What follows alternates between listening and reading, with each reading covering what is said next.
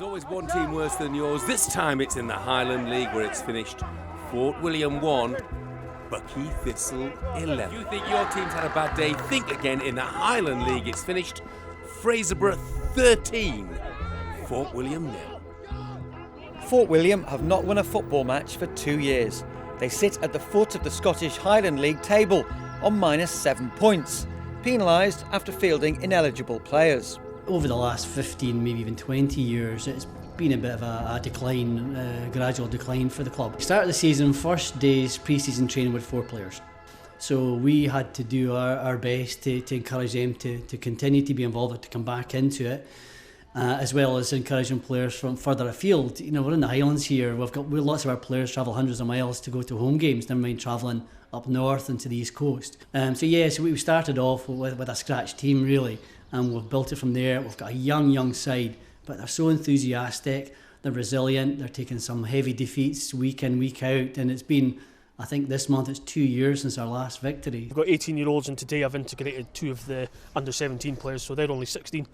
Hopefully they'll be able to come on today. The scorelines, it's tough. Like, it's very dark when you're getting 12 or 13 against you, but we can wipe that off quite quickly after the game. It's just when it comes together, you know, we need to catch a break now and again, but we knew it was going to be like this year. The boys that signed up this year knew it was going to be tough. This is the only football club in Fort William, so if we don't have this football club, then there's no football for the kids coming through, and there's a great youth set up here. This is where it all starts for us to start coming through, and if we get them 4 5s into our older teams, and now we've got 9s, 11s, 15s and 17s, and once we get them there, we can hopefully get them into the first team and improve things and come back season 5 years and see where we are.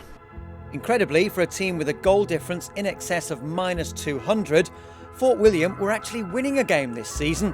1-0 up against Wick Academy, the match was abandoned. Oh yeah, we were winning, 1-0 up at just about half time, and the game got called off, which was just typical. Oh, you start looking at conspiracy theories and everything else. But no, in fairness, the weather was what it was. Yeah. It was fine when we done the pitch inspection. Then it just opened, and it was just not getting any better. And the referee made the right decision. But if ever there's a day that you think everything's going against you, that was it. 4 games left, all at home. We're so excited about that. It gives us a chance. Most of those are rearranged fixtures from games being cancelled through the winter. But we've got 4 home games here. Each game, we'll look at it on paper, we should lose them, because we're playing against teams on paper are probably better than us.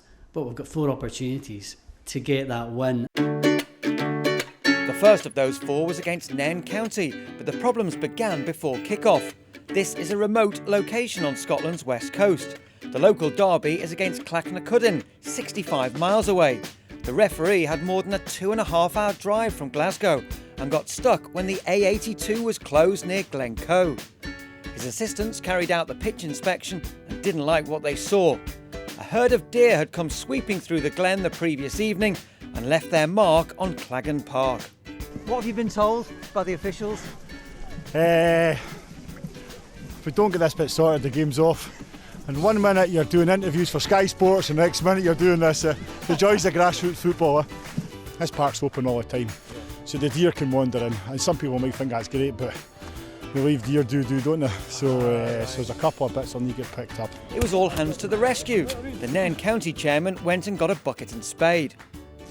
Had some errant stags come in, so it's a bit unusual. You know, you probably don't get this anywhere down south, but we can end up with deer in a pitch in the Highland League somewhere.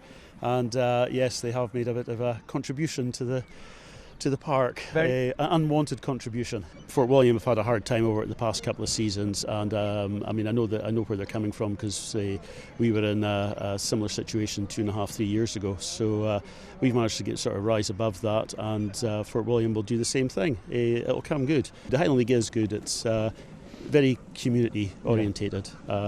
And all the teams know each other, we all get on well together. By 3:15 there was still no sign of the referee.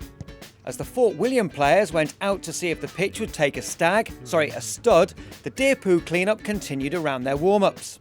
The hard work paid off. The referee arrived and declared the pitch playable. After enthralling both captains with the details of the A82 road closure, the match kicked off at 3:40. And Fort William hung on in there until the 35th minute. when Nairn went ahead.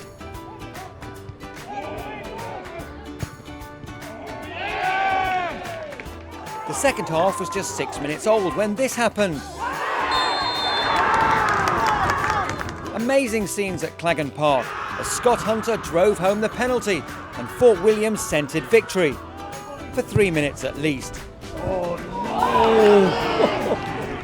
An own goal was then followed a minute later by a penalty for Nairn. 3-1 down and hope appeared to be drifting away, but Big John Treasurer came up from defence and put Fort William back in the game. In the end, Nairn's experience counted, as the visitors from the East Coast scored 3 further goals in the final 15 minutes.